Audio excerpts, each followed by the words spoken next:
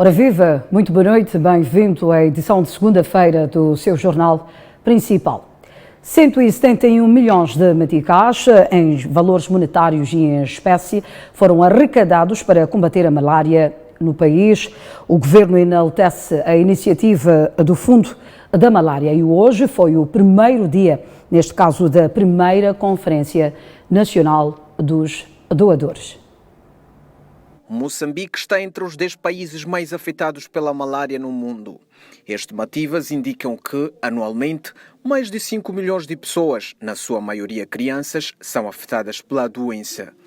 Para apoiar no combate à enfermidade, o setor privado e a sociedade civil juntaram-se e foi criado o Fundo da Malária, uma iniciativa que visa arrecadar fundos para o investimento na luta contra a doença. A malária continua a ser um problema de saúde pública, principalmente para as mulheres grávidas e crianças menores de 5 anos de idade. Várias estratégias de controle e prevenção da doença têm sido implementadas para reduzir a transmissão, morbilidade e mortalidade relacionada à malária. Com mais de 15 grupos e empresas que fizeram doações para o Fundo da Malária, no total foram arrecadados 171 milhões de meticais, valor monetário e em espécie. O nosso limite como Ministério da Saúde é reduzir gradualmente a transmissão, reduzir o número de casos, reduzir o número de óbitos registrados anualmente no nosso país. Aproveitamos o momento para testemunhar o início de um compromisso do setor privado em se juntar a nós, governo, e contribuir para cobrir as lacunas existentes e reduzir o peso da malária no nosso país. O governo está feliz pela forma como a Associação para o Fundo da Malária organizou-se e saúda a iniciativa. A malária em Moçambique continua a ser um dos maiores problemas de saúde pública, representando uma das primeiras causas de consultas, internamentos e óbitos nas unidades sanitárias, em particular nas crianças menores de 5 anos. Em face deste cenário, Sua Excelência Filipe Jacinto Nyusi, presidente de Moçambique, lançou em 2018 a campanha Zero Malária Começa Comigo. No âmbito desta campanha, temos vindo a encorajar e a mobilizar cidadãos e diversos intervenientes, desde líderes políticos, comunitários, religiosos e empresários, dentre outros, a desenvolver ações e atividades visando a redução do peso da malária na nossa sociedade. Esta foi a primeira Conferência Nacional dos Doadores contra a Malária. O evento decorreu em Maputo esta segunda-feira e foi testemunhado por entidades nacionais e internacionais. Já os Estados Unidos da América, a Organização Mundial da Saúde e o Fundo das Nações Unidas para a Infância comprometem-se em apoiar o país na erradicação da malária. E eu acho que com muita colaboração com o governo e muito êxito. Nós temos até hoje investido mais de 358 milhões de dólares no setor contra a malária e vamos continuar com esse apoio robusto ao longo dos anos. Estamos juntos. Esta iniciativa de moçambicanos também é boa. Excelente, excelente. Eu acho que tudo que podemos fazer juntos, em colaboração contra a malária, que infelizmente ainda é um grande matador de moçambicanos, tudo é preciso, tudo é de bom tamanho. Por exemplo, o ano passado morreram cerca de 400 pessoas por causa da malária. A malária pode se prevenir, pode ser tratada e, portanto, não justifica, de facto, esta mão. Isto é de grande elogio, porque é meio caminho andado para ver se resolvemos esse problema. E apelar para que haja repercussão disto? Absolutamente. Apelamos que todos se juntem, né? Cada um da maneira como puder, mas isto é muito importante, de facto. Estamos todos juntos para combater esta doença que é a malária. Temos aún más o menos 40% de los niños debajo de 5 años que tienen esta doença y tenemos de verdad de trabajar juntos con todas nuestras capacidades para enfrentar este problema importante. Por sua vez, empresários e membros da sociedade civil que abraçaram a iniciativa da Associação do Fundo da Malária mostram-se satisfeitos com os resultados alcançados na campanha da doação. Eu, na qualidade de membro do bordo da Associação do Fundo de Combate à Malária, sinto-me honrado por ter participado desta ação. Fez com que o setor privado reagisse positivamente na luta contra a malária. Sabemos que o nosso país está a atravessar por momentos difíceis por conta da pandemia, mas ficou provado mais uma vez que quando estamos unidos e por uma causa justa, conseguimos vencer. Eu sinto-me bastante honrado de apresentar, ser parte do esforço que foi feito pelo setor privado até que conseguir esses níveis de contribuição. Penso que é um gesto bastante nobre que reflete a sensibilidade que o setor privado tem e a sua contribuição no âmbito da sua responsabilidade social. Esperamos sinceramente que estas contribuições, esta união que há e este valor todo que foi arrecadado traga e surta esse efeito que todos nós muito almejamos, que é este número de 10 milhões de afetados que tem havido anualmente baixe drasticamente, e por que não sermos otimistas e esperarmos que este número reduza mesmo para zero, se Deus quiser. E estamos a dar os nossos apoios em nome da Fundação Sacur, como é do vosso conhecimento, para ter uma malária zero, nós temos que contribuirmos. Essa contribuição é para ajudarmos os nossos patriotas, que anualmente há muita mortalidade, para minimizarmos.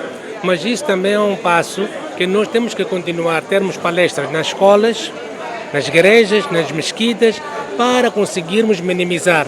Se começarmos a fazer esse trabalho desde já, eu acho, não estou expert nesta matéria, daqui de 5, 10 anos pode minimizar muito. Então, meus parabéns para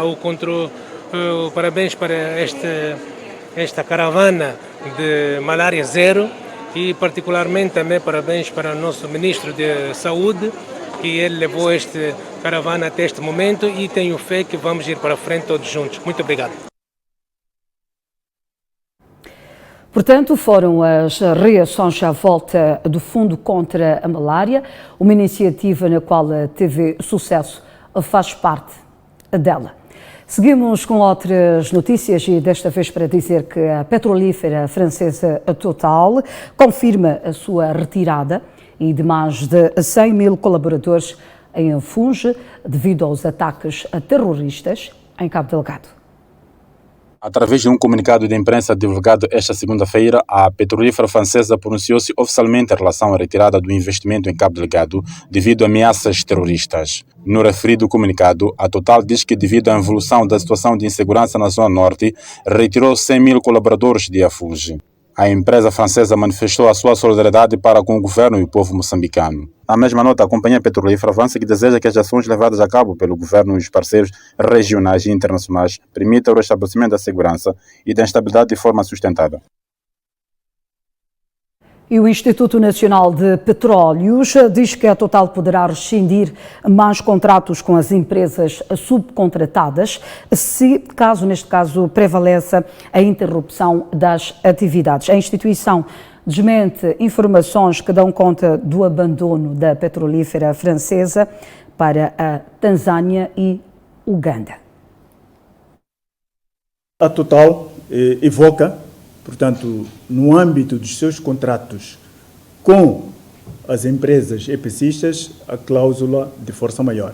Numa conferência de imprensa realizada na manhã desta segunda-feira em Maputo, o Ministério dos Recursos Minerais e Energia, através do Instituto Nacional de Petróleo, avançou que ainda não há dados sobre quantas empresas que viram seus contratos suspensos pela Total devido à insegurança provocada pelos ataques terroristas em Palma. Os contratos que nós temos aqui, que foram, portanto, suspensos diretamente pela Total, são contratos com EPCistas. Agora, essas empresas devidamente balizadas, quando vão portanto, implementar o projeto, contratam segundas ou terceiras empresas. Portanto, este é um trabalho que nós estamos a fazer, que neste momento eu não lhe posso dar o número das empresas que foram suspensas moçambicanas. Mesmo sem data para a retoma das atividades da petrolífera na península de Afungi, o presidente do Conselho de Administração do INP afirma que a Total não abandonou o projeto de gás em Palma, mas admite alteração de custos iniciais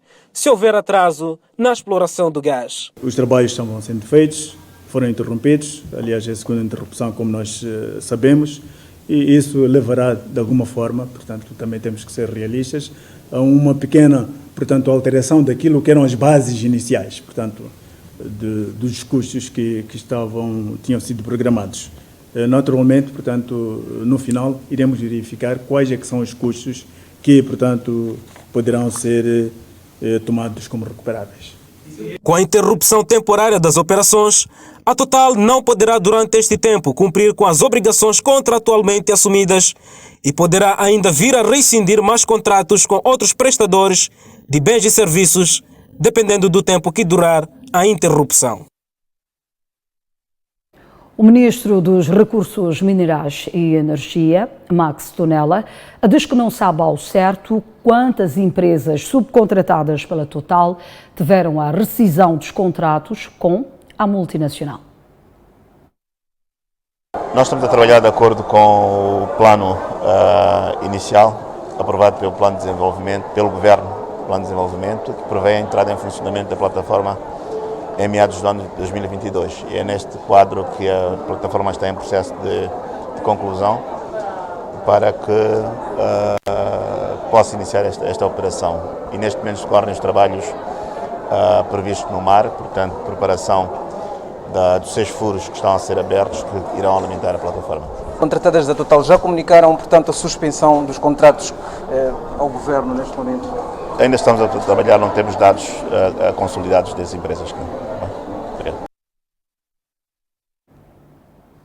Continuamos a trazer para si o melhor da informação. O professor de Direito Internacional André Thomas-Hausen confirma haver disputa no seio do governo sul-africano sobre a decisão de extraditar Manuel Chang para Moçambique ou Estados Unidos da América.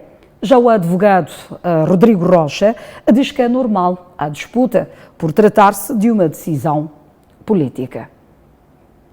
A disputa pela extradição do antigo ministro da Economia e Finanças Manuel Chang, detido na África do Sul, está a criar divisões no seio do governo sul-africano.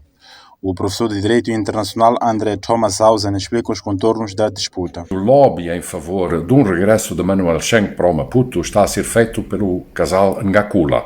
A senhora Ngakula, ministra da Defesa, e o Sr. Charles Ngakula, antigo embaixador da África do Sul no Maputo e presentemente consultor na presidência de Cyril Ramaphosa para os assuntos da segurança. Assim, esta guerra silenciosa sobre se Manuel Chang deverá seguir para os Estados Unidos ou poder regressar para casa no Maputo tem a ver com a verdadeira responsabilidade, com a descoberta e a identificação das responsabilidades do atual presidente Nyusi no caso das dívidas ocultas. Entretanto, o advogado Rodrigo Rocha diz que é normal a disputa por tratar-se de uma decisão política. Aquilo que se está a passar na África do Sul relativamente ao processo de Manuel Chang é uma situação que tem um pendor mais político nesta fase do que jurídico. Porque, vejamos, na primeira fase, onde o Tribunal tinha de decidir se haveria ou não condições para atender qualquer um dos 2 pedidos de extradição que o cidadão Manuel Chang recebeu quando foi detido na África do Sul, sendo que um primeiro veio por parte dos Estados Unidos da América e um segundo veio por parte de Moçambique, o Tribunal concluiu que qualquer um dos 2 pedidos era execuível porque não feria as normas de direito interno sul-africano. Perante essa situação, aquilo que se verifica neste momento é uma decisão essencialmente de cariz político, de acordo com aquilo que são, no meu entender, as regras sul-africanas. E essa decisão de cariz político prende-se exclusivamente com a situação de poder o Estado autónomo soberano África do Sul extraditar este cidadão para qualquer um dos países e qual dos países que terá requerido de forma legal o seu pedido de extradição para julgamento perante os seus tribunais e perante a sua ordem jurídica interna. De recordar que Manuel Chang foi detido em 2018 na África do Sul a pedido dos Estados Unidos da América. Com o relaxamento de algumas medidas restritivas, o Presidente da República, Filipe Nyusi, autorizou a retoma dos cultos religiosos. A nossa equipa de reportagem colheu algumas reações e os munícipes na cidade de Maputo não esconderam a sua satisfação com a abertura das igrejas. Foi uma decisão acertada, já era sem tempo, muitos crentes de facto estavam desviados. Se tomaram em conta que outros pastores, colegas nossos, apóstolos, profetas que não trabalham, vivem e dependem do ministério, tirando esses que fazem extorsão, digo pessoas honestas que servem e vivem do ministério, de fato estavam a ser lesados, porque com a pandemia muitos empregos, portanto, deixaram de existir, era sem tempo, e depois também a questão de cabo delegado, precisa de uma igreja que seja efetivamente ativa para podermos interceder sem restrições. Uma nação precisa de Deus. Então, com as igrejas fechadas, ficaria muito complicado, ou fica muito complicado a situação do país mudar, porque uma nação sem Deus é uma nação fracassada. Então, com as igrejas reabertas, nós oramos pela nação, oramos por esta situação toda.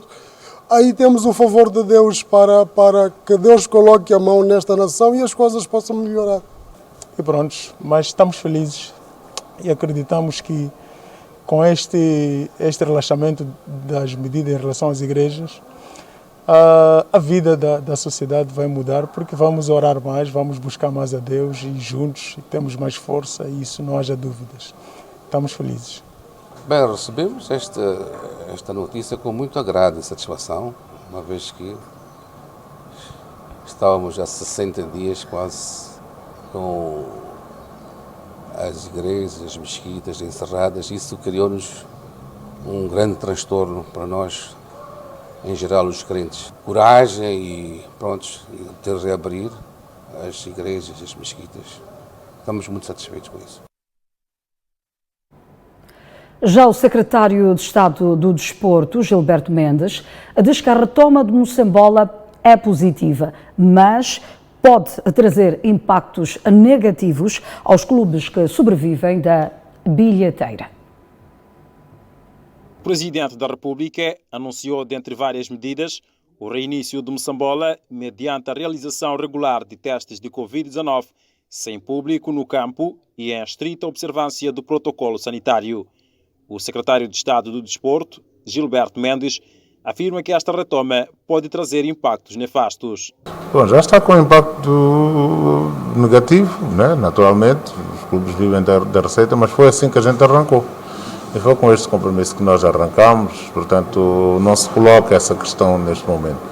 O ideal, a situação ideal seria de ter público, e nós vamos continuar a trabalhar no sentido de chegarmos a esse patamar. Como disse o chefe de Estado, o Covid não acabou. Estamos a melhorar, então não vamos ser nós, no futebol particularmente, os propagadores da pandemia. Por outro lado, o presidente da Liga Desportiva, David Nhacengo, faz uma avaliação positiva do anúncio do Presidente da República, Filipe Nyusi. A retoma de Moçambola é positiva para nós, para toda a comunidade de futebol, porque, como deve calcular, os clubes de futebol existem para disputar a prova, os jornalistas, que são vocês, existem também para fazer a cobertura dos jogos de futebol, os árbitros existem para ajuizar os árbitros, portanto, é de todo positivo esta retoma, e temos que primeiro agradecer e também dar os parabéns ao Presidente da República e à Comissão Técnico-Científica por terem decidido finalmente pela retoma do Moçambola. Estes adeptos lamentam a ausência do público e dizem que esta medida será benéfica para o protocolo sanitário. Serão uns jogos um pouco off, podemos dizer assim, porque os adeptos que dão mais ânimo e mais moral aos jogadores. É uma medida que nós temos que seguir à risca. A priori temos que priorizar sim a nossa saúde. É um sacrifício que também estamos a fazer. É triste, mas temos que fazer. O Moçambola foi suspenso há 2 meses e com a retoma espera-se que a Liga Moçambicana de Futebol organize toda a logística para o reinício da competição, que foi interrompida na 4ª jornada. Cerca de 800 alunos da Escola Primária Completa Dunda, na cidade da Beira, ainda não começaram a frequentar as aulas desde o início do ano letivo. De acordo com a chefe da bancada do Movimento Democrático de Moçambique na Assembleia Provincial de Sofala, é prova disso o fato de, em várias escolas, mesmo na cidade da Beira, as aulas não terem ainda arrancado em todas as classes, principalmente no ensino primário, por motivos de vária ordem, incluindo a falta de sanitários. A canalização de água para os sanitários e higienização das mãos, que só sai nas torneiras quando a escola recebe visita de monitoria. A montagem de tendas que ainda não existem e as aulas já arrancaram. Existência de turmas ainda sem aulas por falta de salas. Permitir que os alunos assistam aulas ao sol numa sala sem teto. Temos escolas onde as nossas crianças estão nas tendas. Temos escolas onde as crianças estão a estudar debaixo das árvores. Um cenário desolador que caracteriza várias escolas que ainda carecem de meios alternativos para pôr a máquina da educação a funcionar, numa altura em que a eficácia do processo de ensino e aprendizagem depende da construção de mais de 3.000 salas de aulas que representam déficit. Na província de Sofala, existe um déficit de cerca de 3.197 salas de aulas, de 53.354 carteiras e milhares de professores, mas o Conselho Executivo Provincial afirma estando criadas as condições para o arranque das aulas presenciais. As referidas condições afetam não só os alunos, mas também os professores, estes instrutores do homem do amanhã, hoje desvalorizados e deixados à sua sorte em caso de doença. Por causa da inalação do pó de giz e, como se não bastasse, dar aulas em várias escolas como forma de suprir as necessidades não cobertas pelo magro salário pago pelo Estado. Por essa razão, muitos professores procuram por trabalho extra. Egídio Vaz considera Paulo Van Hale um gestor extremamente incompetente e, por isso, mereceu a condenação por abuso de cargo. Já os filósofos Alberto Ferreira e Silvério Runguane entendem o contrário e dizem que a Paulo Van Hale sofreu uma grande injustiça. Em debate no Revista Nacional, o comentador Egídio Vaz chamou o presidente do município de Nampula de incompetente. Não há dúvida de que o Sr. Van Hale é dos municípios, aliás, dos edis mais, não corruptos, mas mais incompetentes deste país. Faz tudo e menos bom. Tudo o que ele faz não está certo. Os nampulenses cometeram um grande erro ao ter colocado o Paulo Van Hale naquela posição. Está a todos os títulos. Está a sair claro, fora de que da discussão. Van Hale é um grande incompetente. É um veloz incompetente que não conhece, inclusive, a administração pública, faz as coisas de forma inocente, é inqualificável. Os filósofos Silvério Runguane e Alberto Ferreira têm opinião diferente, que Van Hale não é incompetente e que apenas sofreu injustiças. O presidente do município de Tete, toda a gente sabe, terá usurpado o terreno que pertencia a um complexo para desporto de Tete. E não foi julgado, para além de muitas outras. O presidente do município de Xai-Xai, envolvido inclusive em questões de assassinato, e não foi nem mesmo julgado. Condenar a um presidente do município nestes termos, eu acho bastante incauto. Parece não haver dúvidas razoáveis de que uma justiça que já nos acostumou a tantas injustiças, acredito que o histórico também da nossa justiça não nos permite, não nos garante. Portanto, vimos tantas sentenças iníquas, sobretudo quando se trata de matéria eleitoral. Parece-me que a grande questão, eu queria que nos aproveitássemos esta questão para ver qual é o estado da nossa justiça. Quem é que está contente com ele? O próprio Egídio que está contente com a nossa justiça? É essa justiça que nós queremos? Ou precisamos de... Há espaço para melhorar. Exatamente.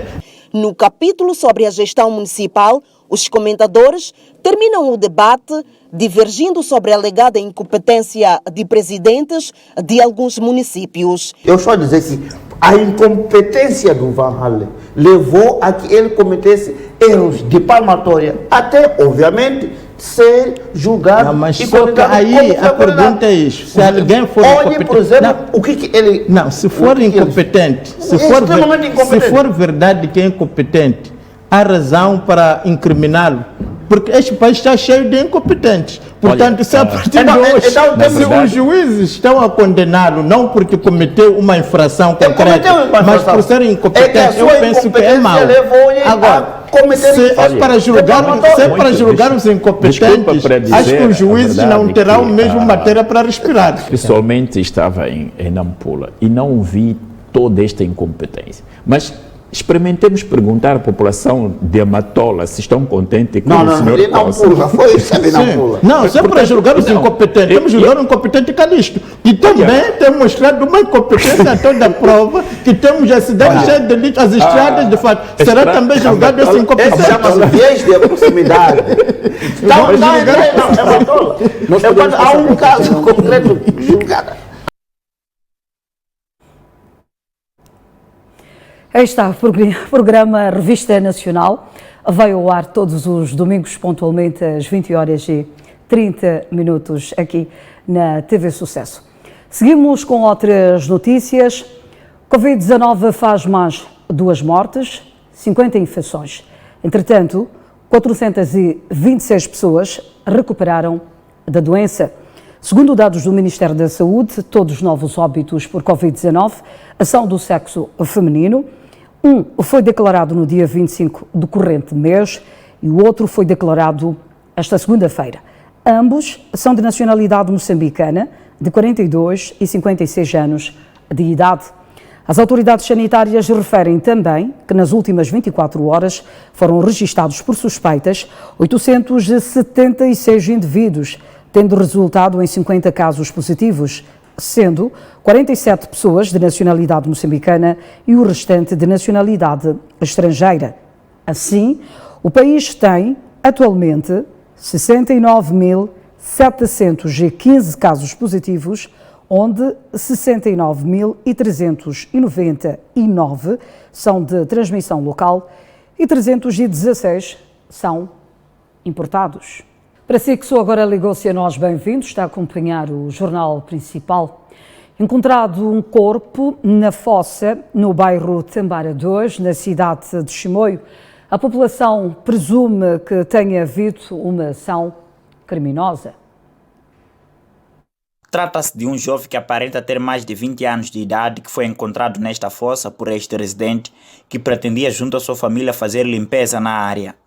A fonte disse que o cheiro nauseabundo levantou suspeitas e que prontamente trataram de comunicar às autoridades que se fizeram ao local e constataram a existência do corpo. Observação.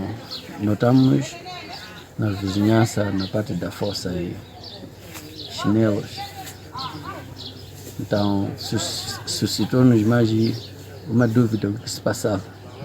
Aproximamos e eu próprio senti um cheiro nauseabundo. O finado já estava sendo procurado pelos familiares porque este teria desaparecido há um mês e este vizinho lamenta porque o consideravam seu verdadeiro companheiro. É um jovem daqui da zona, sim. É um conhecido, vem casar conosco. Então, por isso, viemos até agora, estamos aqui. Confirmamos que é nele, na verdade, sim. Mas é verdade, é nele. Até a retirada da nossa equipa de reportagem, uma equipa multissetorial constituída pelos agentes do Cernic, PRM e bombeiros encontrava-se no local a tentar apurar a veracidade dos fatos, porque suspeita-se que tenha havido uma ação criminal. As imagens são de Ivanildo Domingos, Nelson Benjamin para a TV Sucesso. Enquanto isso, homem de 35 anos de idade mata a esposa e de seguida suicida-se por motivos de ciúme no distrito de Gilé, na província da Zambésia. O crime macabro ocorreu no último fim de semana no distrito de Gilé, quando o casal entrou em desavença por motivos passionais, onde alegadamente o marido suspeitava que a sua esposa tinha relação extraconjugal. Depois de assassinar a sua parceira, o indiciado suicidou-se. Tivemos no distrito de Gilé um caso também chocante, em que um casal que já há muito andava em discussões, segundo aquilo que foi-nos recebido através dos vizinhos. Nesta discussão, o marido acabou agredindo a sua esposa, dos seus 20 anos de idade, e acabou perdendo a vida essa esposa. Notando que a esposa já estava sem vida, mesmo com recurso a um lençol, acabou por tirar a sua própria vida amarrado, depois de ter amarrado este próprio lençol em uma árvore e a posterior em volta do seu pescoço. Perdeu a vida por suicídio depois de cometer O porta-voz da PRM na Zambésia, Sidney Alonso, avança que um outro caso foi registrado no distrito de Lugela, onde um jovem de 26 anos de idade suicidou-se alegadamente porque a namorada decidiu terminar a relação. Tivemos mais um outro suicídio no distrito de Lugela, de um jovem de seus 26 anos de idade. Segundo aquilo que os familiares relataram à polícia, a sua namorada acabou rompendo o relacionamento que o mesmo tinha com ele e, em decorrência disso, mesmo não suportou ouvir esta notícia.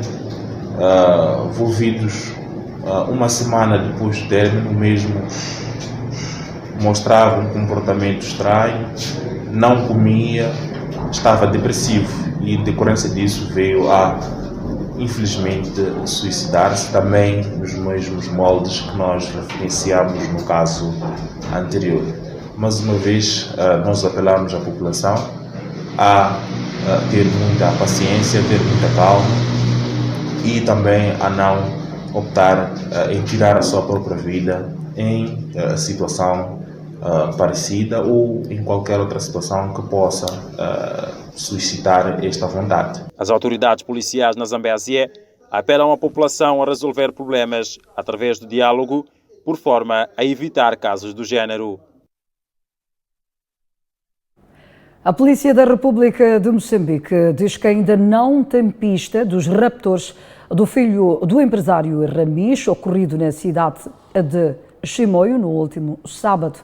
Entretanto, reconhece que o crime de rapto é muito organizado.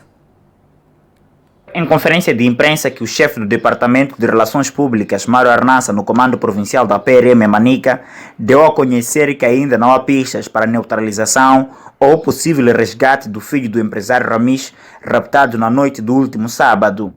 Os indivíduos até então são desconhecidos.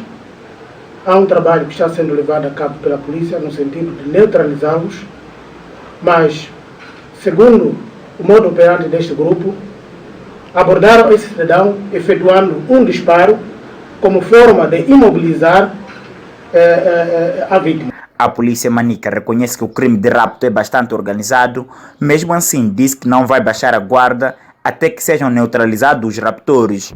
Bem, como vocês sabem, crime de rapto é um crime organizado, é um crime delicado, tanto os raptores atuam de forma organizada, estudam o terreno, então por via disso eles conseguiram aproveitar dessa situação, da sua organização, para conseguirem raptar um cidadão a escassos metros de um comando da polícia. Mas queremos acreditar que em breve, há um trabalho que está sendo feito que poderá trazer à tona a realidade dos factos para conseguirmos esclarecer. Desde o registro do primeiro caso de rapto na cidade de Chimoio, as autoridades ainda não chegaram aos verdadeiros mandantes e muito menos alguns estudantes foram levados ao julgamento em conexão com este tipo de crime. As imagens são de Vanildo Domingos, Nelson Benjamin para a TV Sucesso.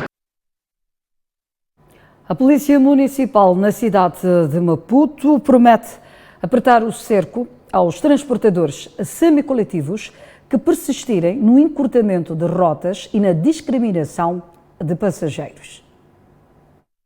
Uma atividade que arrancou esta segunda-feira na Avenida Gago Coutinho com o objetivo de abordar o encurtamento de rotas e as famosas entrevistas que acabam discriminando os que não têm dinheiro para efetuar ligações.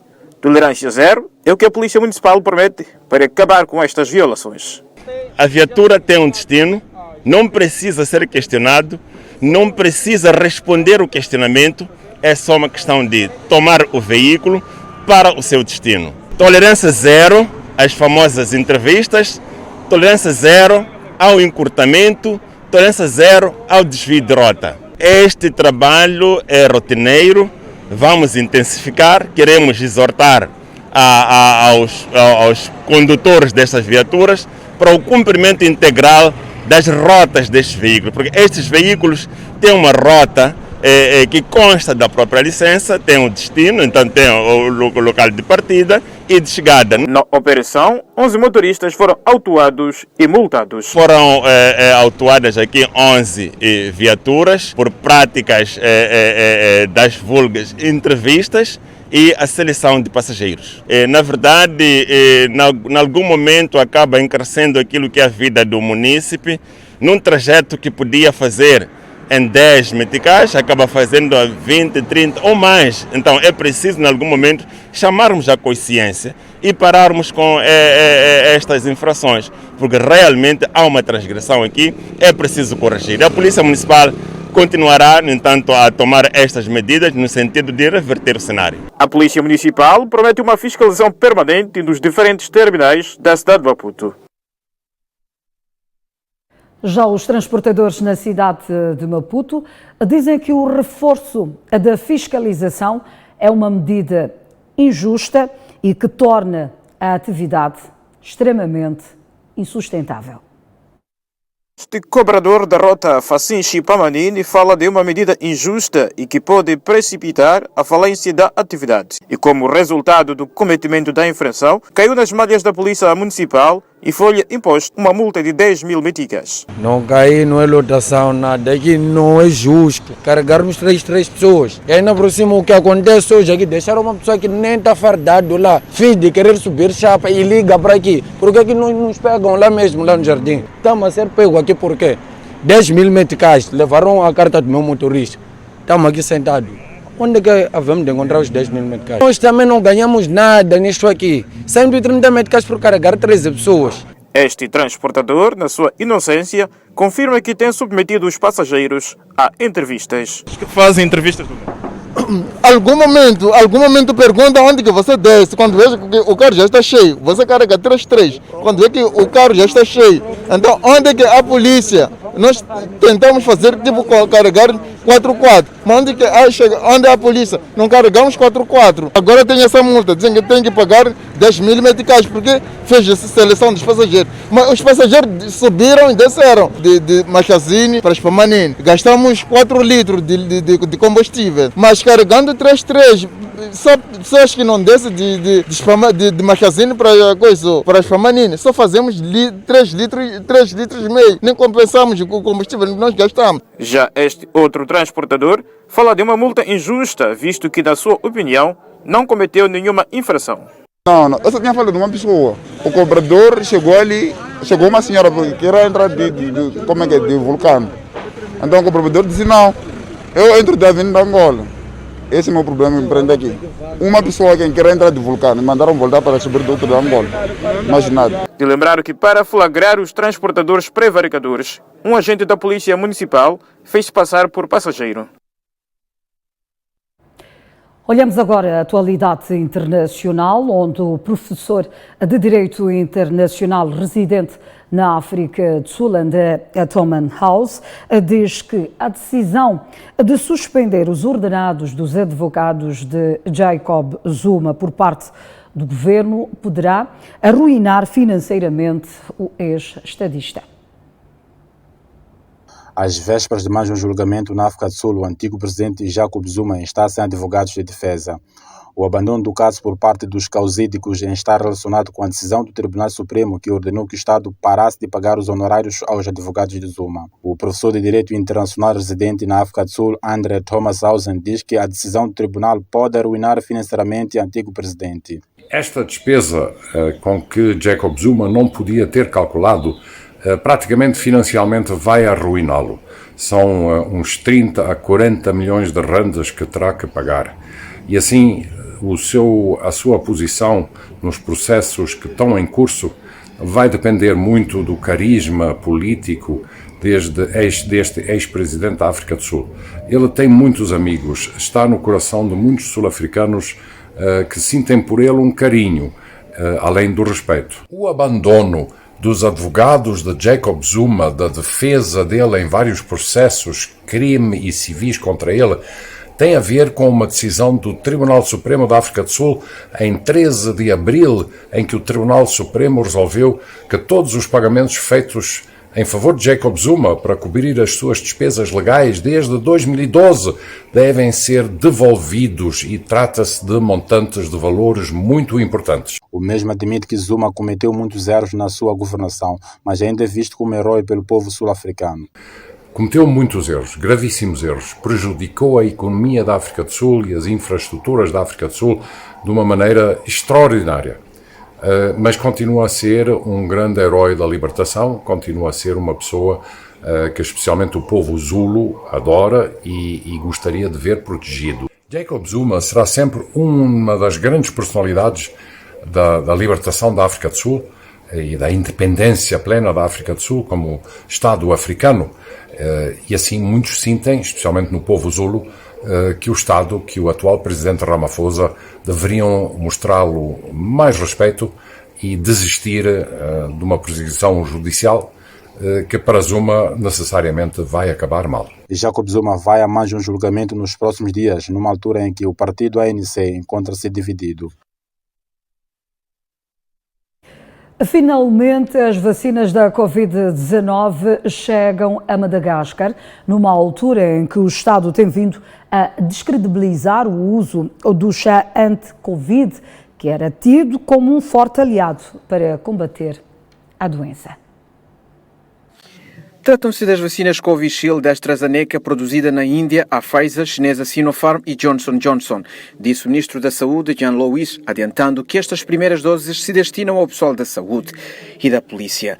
A decisão de importar as vacinas surge numa altura em que o presidente Andry Rajoelina admitiu que o país precisa de uma nova estratégia e organização para enfrentar a pandemia da Covid-19 e também pelo fato de o Estado descredibilizar o uso do chá anti-Covid, designado Covid Organics, à base de artemisia, como forte aliado para combater a doença.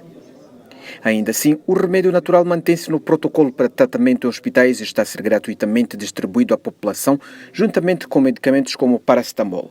O anúncio da chegada das vacinas foi feito esta sexta-feira e a sua chegada está prevista para daqui a 2 semanas, numa altura em que o governo tenta controlar a informação sobre a pandemia, que matou quase 200 pessoas num único mês, disse Jan Louis, sem especificar a quantidade de doses.